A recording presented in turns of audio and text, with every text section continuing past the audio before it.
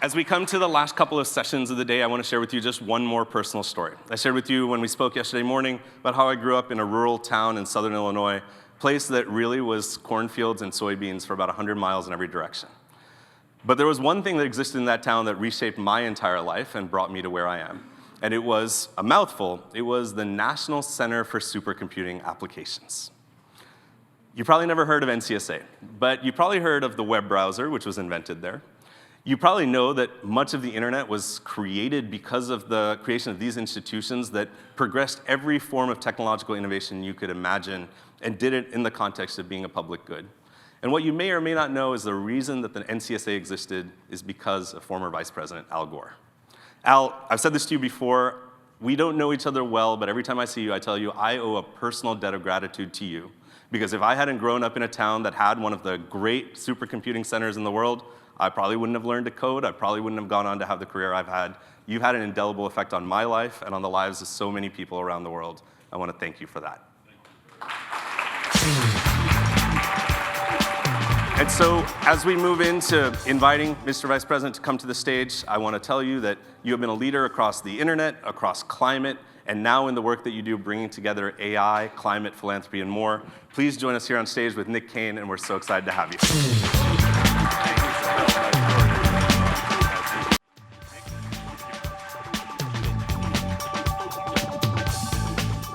Hey, everybody. Thank you very much, Vilas, for that great story. I appreciate it. Well, Mr. Vice President, it's very good to see you again. Thank you so much for joining us. I'm so excited for this conversation. I want to start by asking you a little bit about your own AI journey. As we've been chatting in the green room, this is a group of folks that have been spending a couple days really reflecting on their own AI journey for their own organizations, for themselves personally.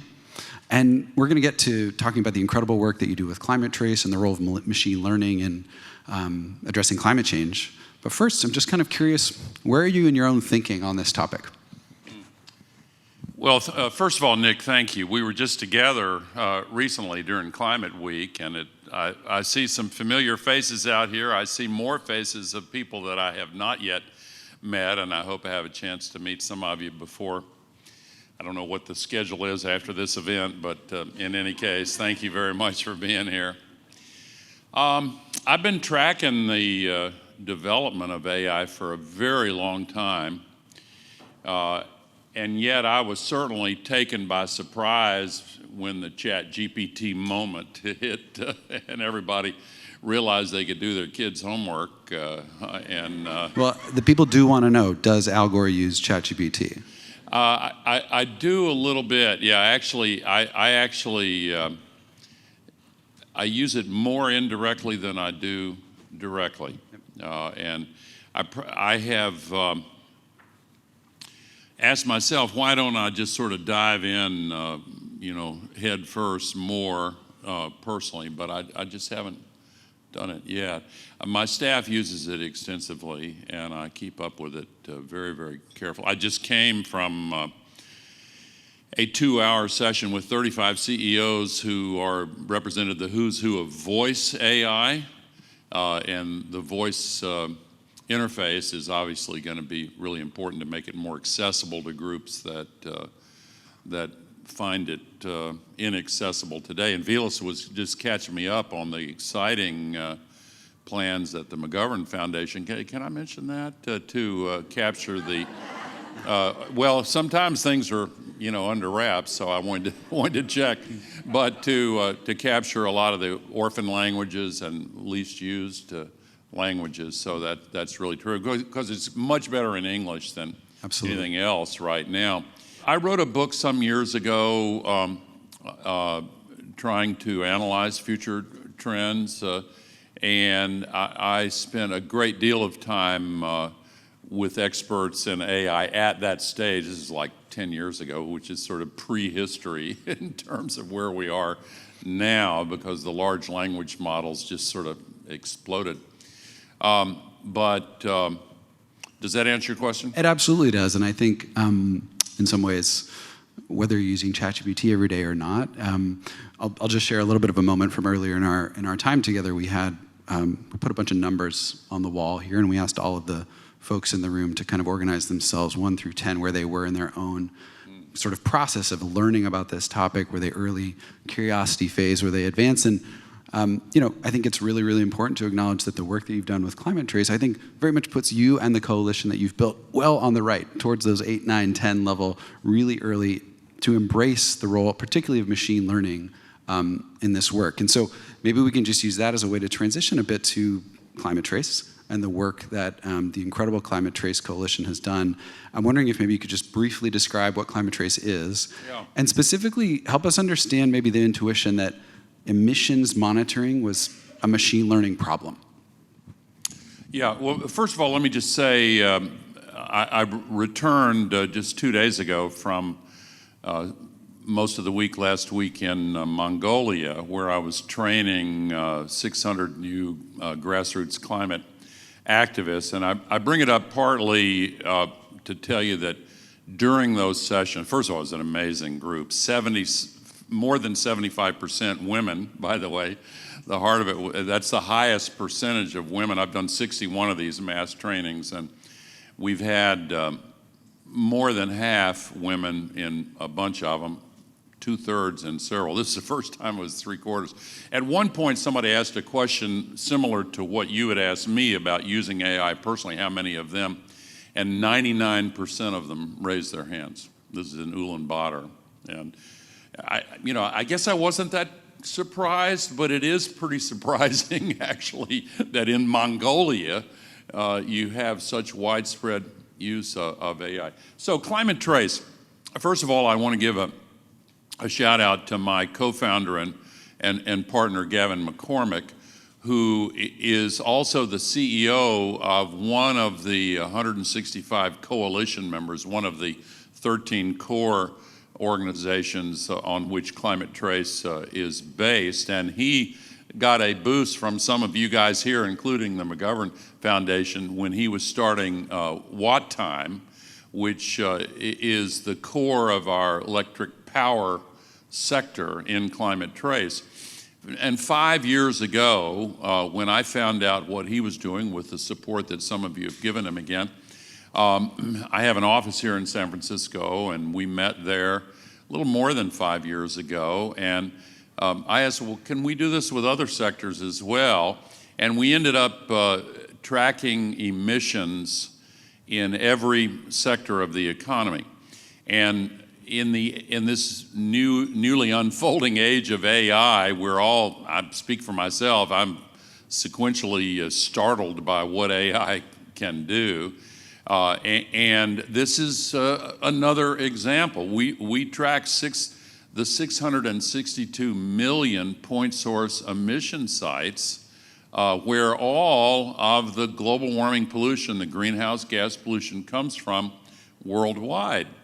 And what wasn't that long ago, somebody said to me, why don't you do that? I would say, well, obviously that's impossible. It is possible now. And we track it on a regular basis. And if you're not familiar with Climate Trace, it's freely available. It is, don't go to it now because I want you to listen to me. But it's one word, climatetrace.org on your browser. You can do it on your device as well. We do monthly reports of where all of the global warming pollution comes from. And the reason for it is, maybe it's obvious, but there's an old saying that actually originated a long time ago with Lord Kelvin, but it's now kind of a business buzz phrase: you can only manage what you measure. And we have not done a very good job of managing greenhouse gas pollution. I mean, we're putting another 175 million tons into the troposphere every day, and I won't get started. You know my shtick on this probably. I press my own buttons these days, so hold me back. Well, yeah, but your shtick is what got many of us into the game, so we're grateful for your shtick. Well, it's all of our shtick. I mean, it's got to be all of our shtick, because this is, it's really the whole ball game. It's unbelievable what's at risk. But in any case, we had never been able to measure where the cause of the climate crisis is coming from. It's the heat-trapping gas, CO2 mainly, methane also, nitrous oxides, the exotics that have thousands of times more heat-trapping potential per molecule, and you hear about them from time to time. But it's mainly CO2, and almost 2/3 as bad as methane.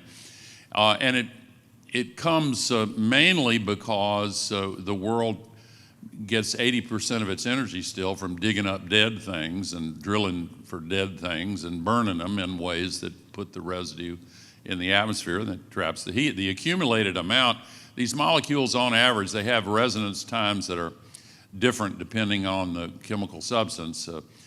But on average, the heat-trapping molecules stay there about 100 years. So they build up, and the total amount today will trap as much heat in the Earth system as would be released by 750,000 Hiroshima-class atomic bombs exploding every 24 hours on the Earth. Yeah. It's incredible. So we measure it. We publish monthly reports, and we publish it with the metadata, meaning information about each of the point source emission sites that will tell you who owns it, who operates it, what technology they're using.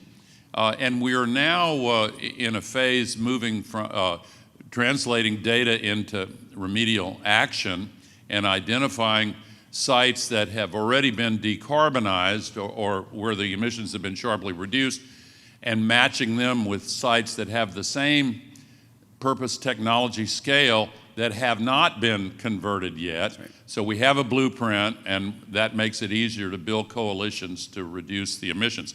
A lot of corporates are using our data to swap out members of their supply chains because with many goods and services, there's a huge variance in the amount of emissions per ton or emissions per delivered value. And you can swap a high emitting source for a low emitting source. One quick, easy example, if you're making something out of steel and you want to reduce your emissions, you can, if you're buying steel from a company that uses a blast furnace process, you can switch and buy it from a company using an electric arc process, the newer technology. There's green steel coming online, but you can get an 88% reduction on average in emissions per ton of steel, same quality steel, same amounts, but an 88% reduction in emissions per ton if you switch, okay? And we can also tell you how much headroom or extra capacity the electric arc operator has. NASA has just switched over to climate trace data for the main input of emissions in their climate models because they get more accurate results that way. The World Bank, the IMF, a lot of governments around the world, a lot of NGOs, Project Drawdown, which you probably heard of, he says that climate trace is the best game in town. They're rolling out a whole new thing that's just based mainly, almost entirely on climate trace data. A lot of other organizations are using it.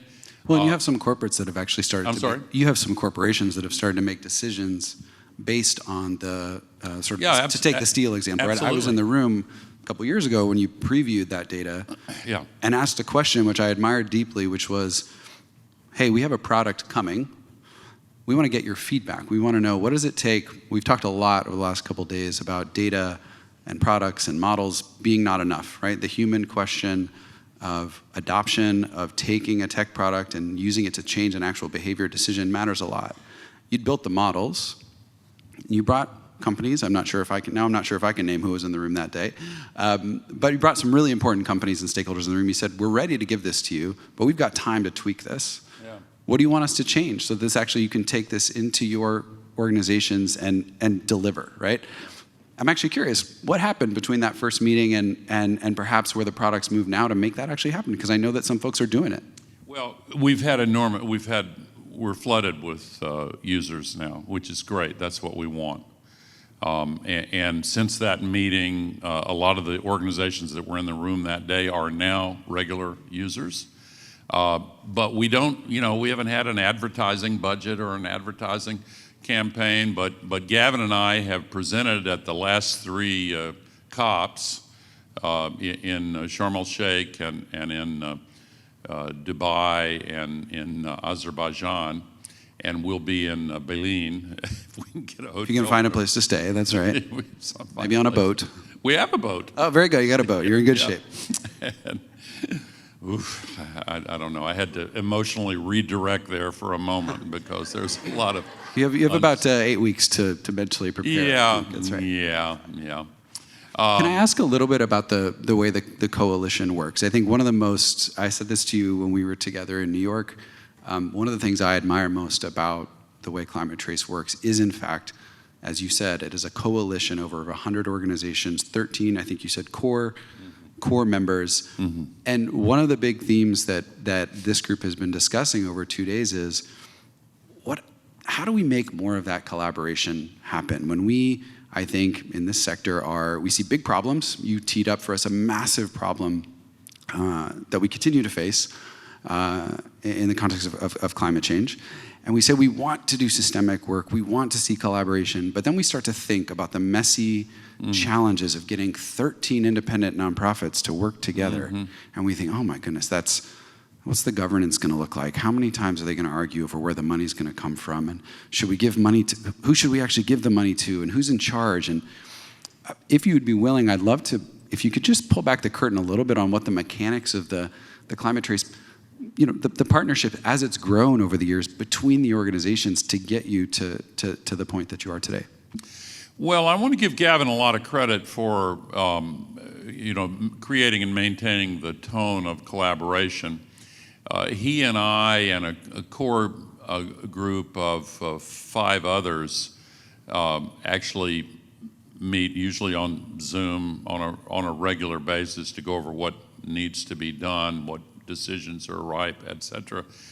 But the secret sauce is there, if there is any, is not all that secret. If you have a shared vision and a shared strategic destination, and people trust that everybody has pretty much the same values, then the rest is kind of easy. If you maintain the trust and transparency and keep aiming toward the shared goals in conformity with the vision of what we're doing, then the rest of it just falls into place.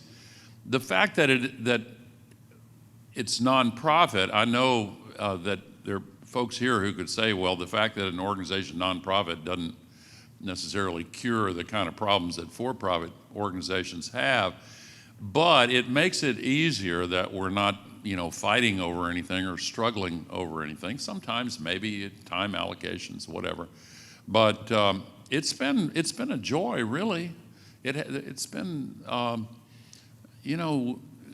it feels great because we all know that that the potential for this is to really empower people everywhere in the world to make the changes that are necessary to safeguard the future of humanity. That's a fairly worthy goal. Rather motivating, I would say. Well, if people get the feeling that, yes, this is really meaningful, this is really deeply connected to meaningfully improving the odds that we're going to do this, we're going to make this through, then people get fired up by that. So it's really, I don't want to give credit to me or Gavin when it's really credit to the mission itself. Really, everybody feels the same goals.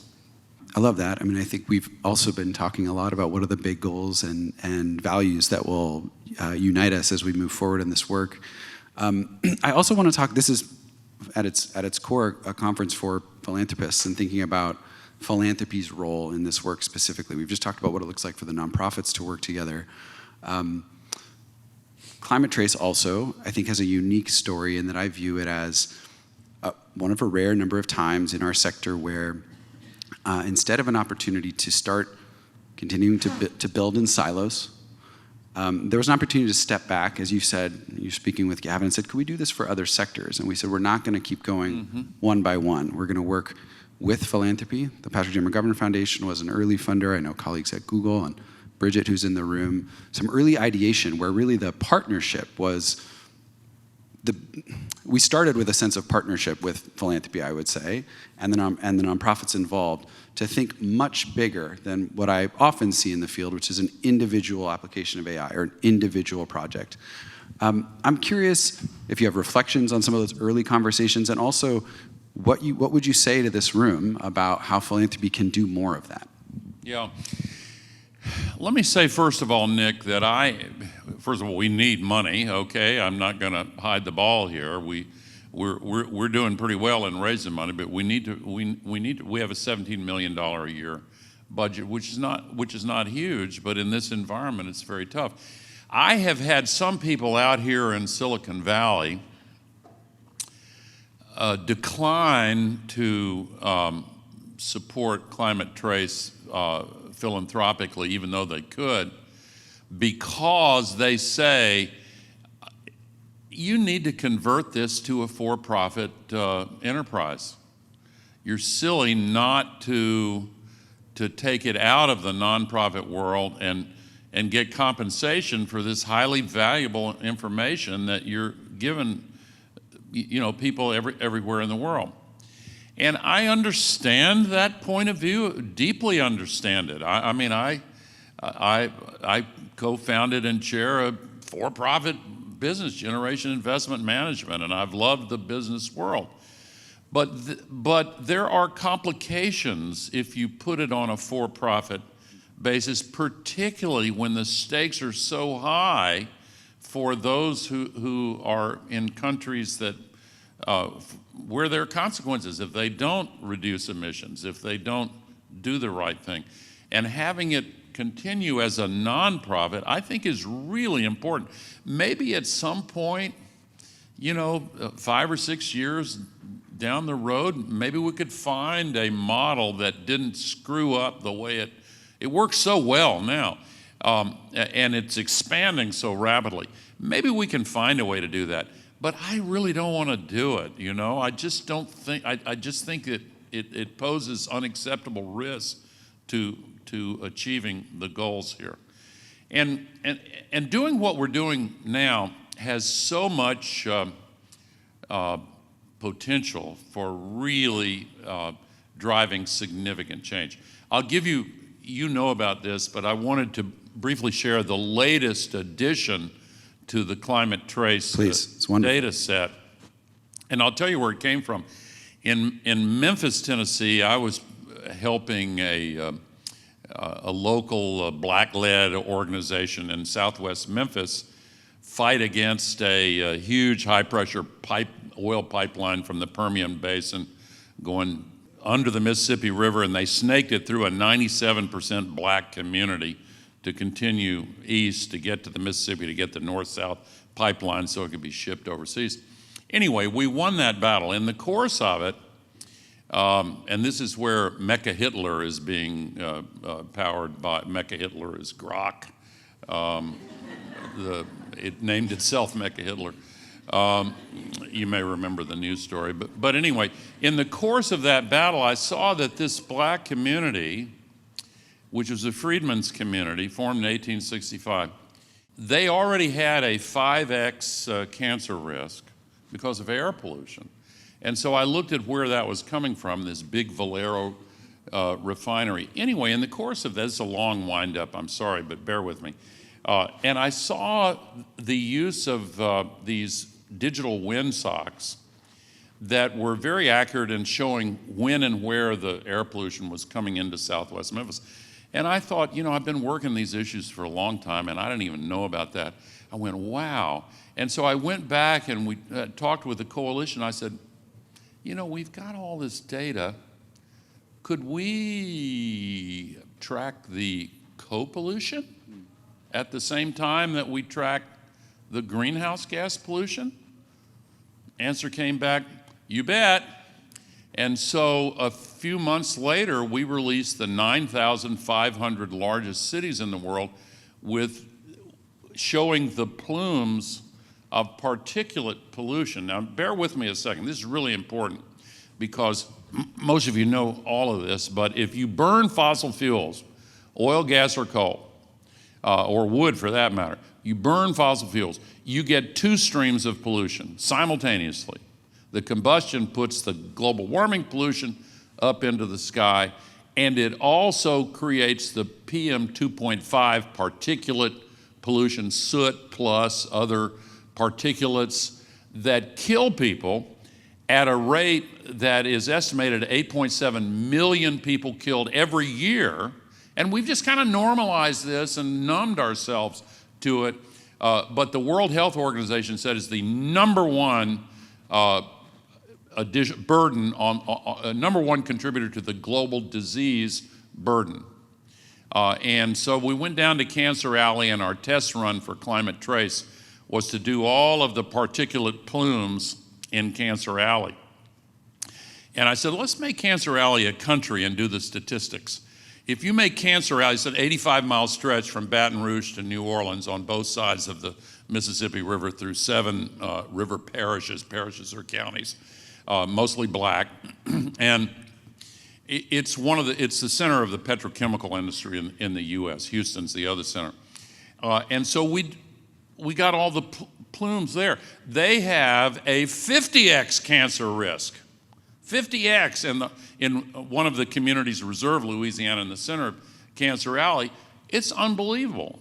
And I went down there, spent a lot of time, got to know these people. Anyway, we have now taken that plume demo and applied it worldwide and announced it at Climate Week. You were there. And the Associated Press went far and wide all over the world. People are looking at where the pollution is coming from. Now, here's the theory of change connected to this. If you live in a city that has these pollution plumes, then you are going to have a better chance of building a coalition with those who are upset about global warming by connecting with those who are upset about the insult to public health and those who are concerned about environmental justice and those who are concerned about all the expense of treating these diseases that don't have to be caused every damn day. And so it makes it possible, in theory, to create a broader, more effective coalition. One other point, I remembered this from the early days in Vilas, back when we were in Chambana, and Larry Smarr, and we've gone down memory road on this a few times. But back in those days, I spent a lot of time on networking and computing and all of that. And one time a computer scientist said to me, 40 years ago, whenever it was, if you analyze the human brain in terms that are typically used to describe computers, you would say of humans, we have a low bit rate, but high resolution. What does that mean? Low bit rate, Bell Telephone back in the day did a lot of research before they decided that 7 digits were the most we could remember. And then they added 4. But high resolution is what happens when a very young, barely newborn baby can recognize billions of bits of information in the context of a facial pattern or some other pattern. We have high resolution. So how does that apply here? If you give somebody the numbers, the digits that represent the AQI, the air quality index that day, they go, oh, okay. And you know, my kid's coughing, and maybe that's connected to it. But if you can show that person the visual plume coming from the smokestack that is 6 blocks away, and show when the prevailing winds is bringing it right into the neighborhood where you live, that's high resolution. You don't have to remember a bunch of bits or numbers. You can see it, and you can be motivated by that. That's the theory behind it. And when I showed this, we did a big mass rally in a black church in Cancer Alley, And when they've been living with this, I get texts every time somebody dies down there. They will send. I got a text when one of the dogs died of cancer a few weeks ago, but when they saw these plumes, oh my God, it made all the difference, because it's a way of connecting the dots, quite literally, and so. Climate Trace, because it has all of this information and can make it visible in patterns that people can use high resolution to understand, I think that it really does and create a lot more potential for change. I think that's right. And I would just say the visuals are indeed incredibly powerful. And I think we know that data combined with visual storytelling has come up in a number of conversations this past couple of days, takes injustice and helps it leap off the page. And I think that's what struck me in the conversation we had. And I was going to mention for the audience the power of this personal connection you've built with the community, such that you are also getting updates when unfortunately the pets are dying as well. And I think that human story is also critical. So you're bringing the visual, the data, and the human together. I encourage everyone to look at the new release. By the way, Cancer Alley, if it were a country, would have the 4th highest per capita greenhouse gas emissions of any country in the world. And the particulate pollution per capita would be on par. We don't have the denominator globally yet, we will, but it's called a sacrifice zone by many people who live there. And so the analogy kind of writes itself. We don't want to make planet Earth a sacrifice planet.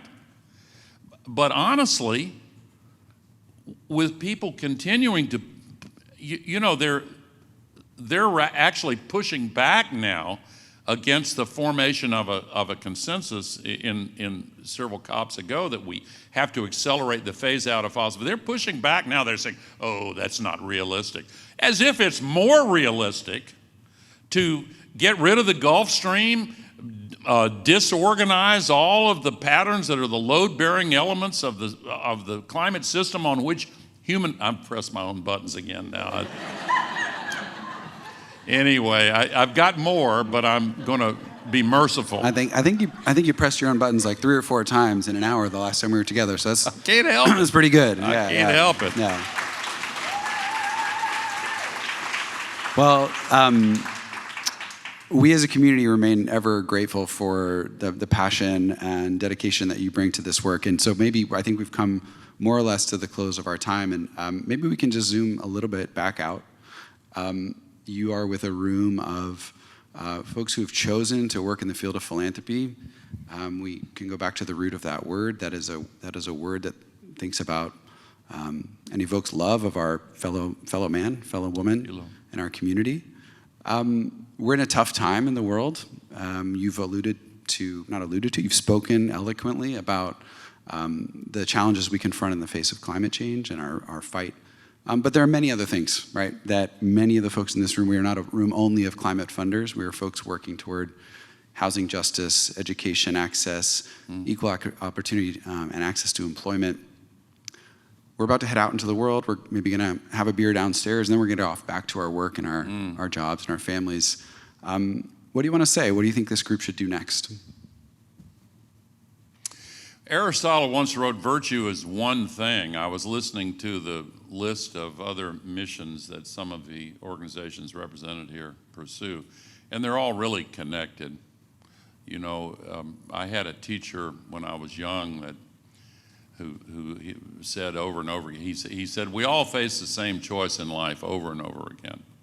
It's the choice between the hard right and the easy wrong. And where the climate crisis is concerned,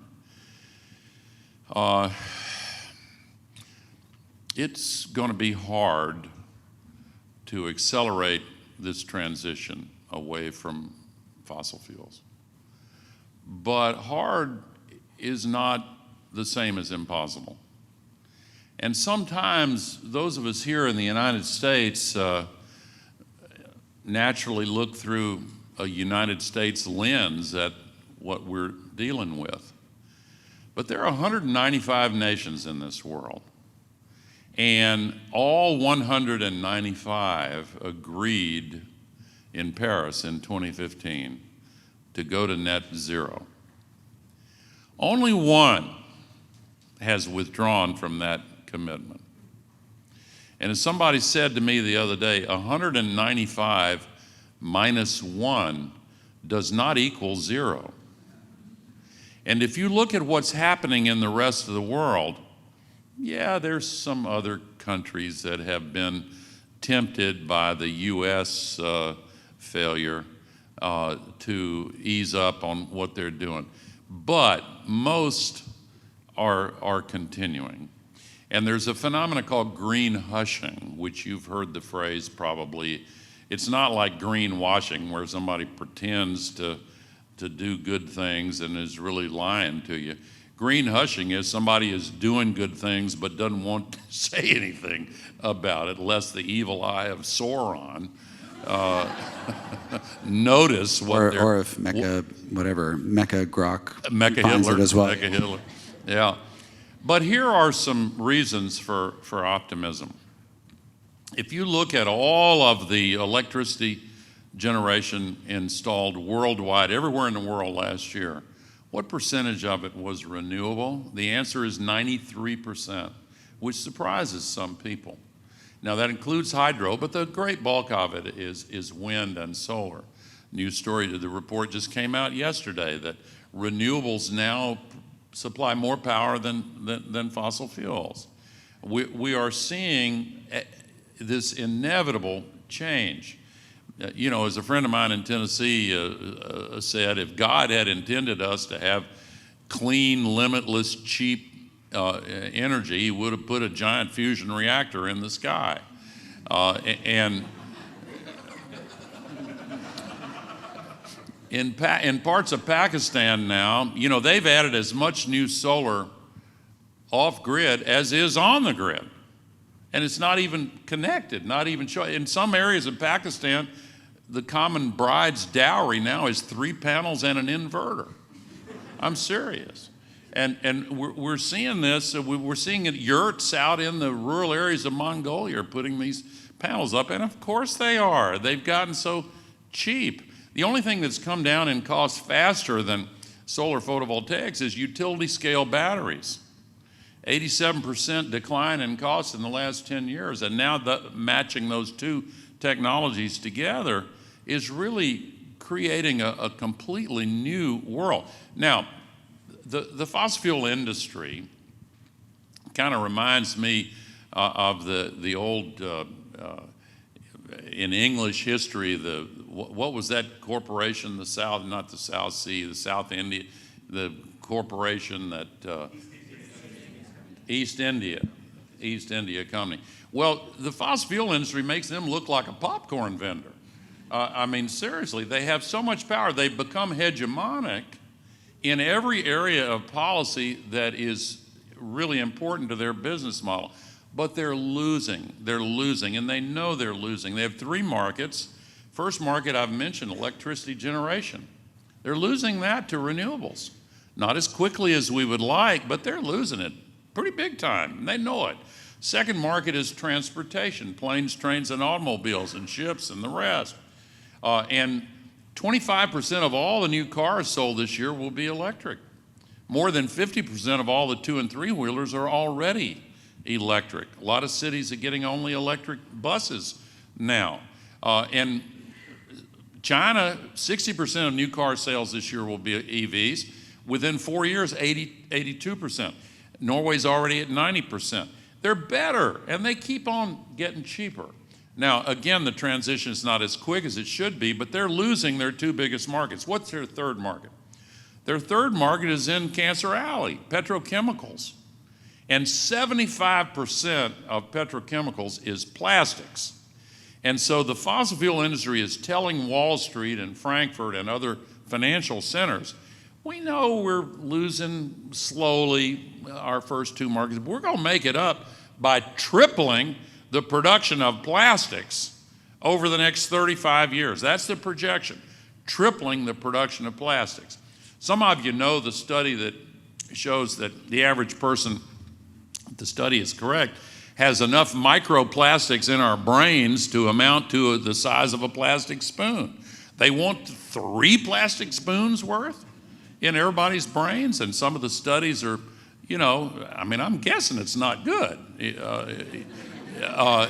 doesn't sound great, no. Well, thank you. It sounds like it's good, but it's not good. It's probably not. Anyway, they are using their legacy political and economic power to take control of the cops, to take control of the American political system on anything related to fossil fuels. That's why we have this sadistic, anti-renewable. They're trying to do everything they can to kill renewables, but that's not happening in other countries.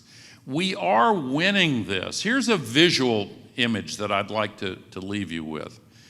There's a big wheel turning very powerfully in the right direction. There are some little wheels within it turning in the wrong direction. But even the little wheels are being moved by the turning of the big wheel. We are making this transition, but we are in a race, very serious one, because we are threatening to disorganize essential foundational elements of the Earth's ecological system. The Gulf Stream, for example.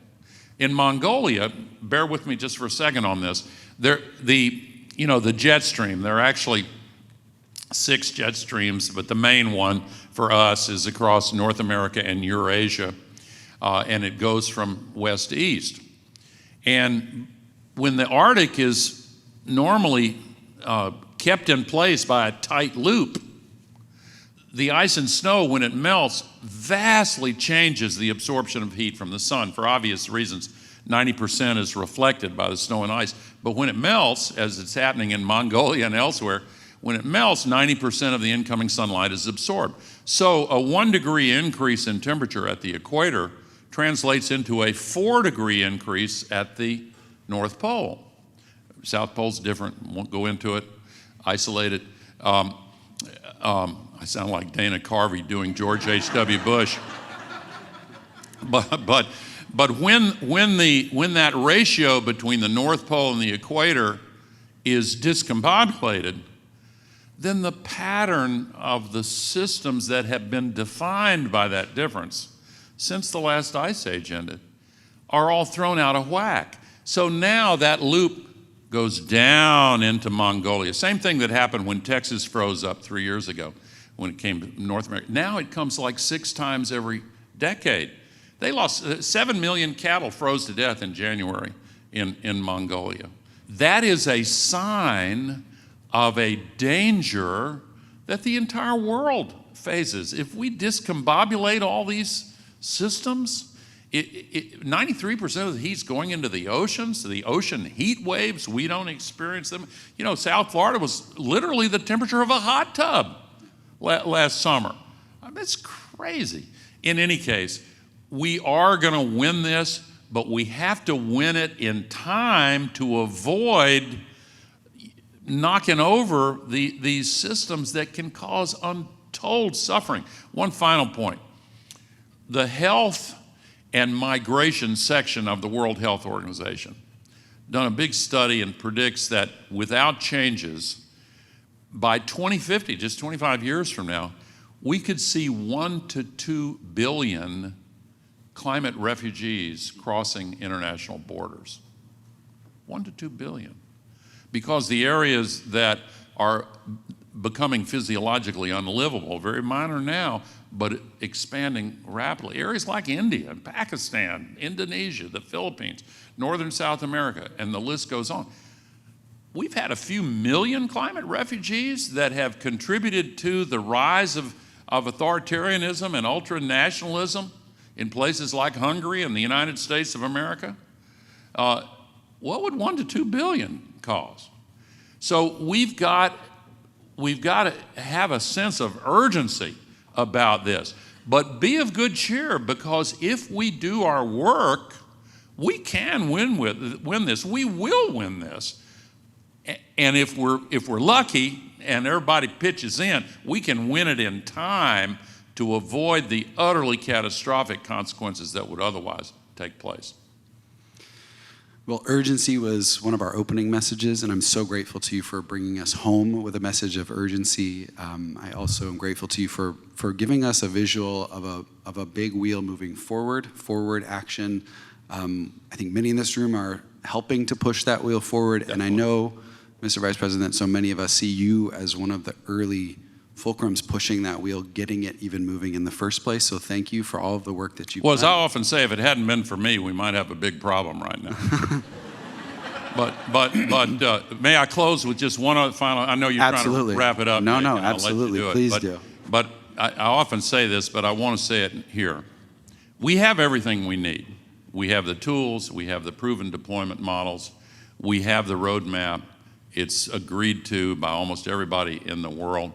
The only thing that people think we lack is political will in sufficient quantity, but political will really is itself a renewable resource. Beautiful. Let's applaud to that. Thank you.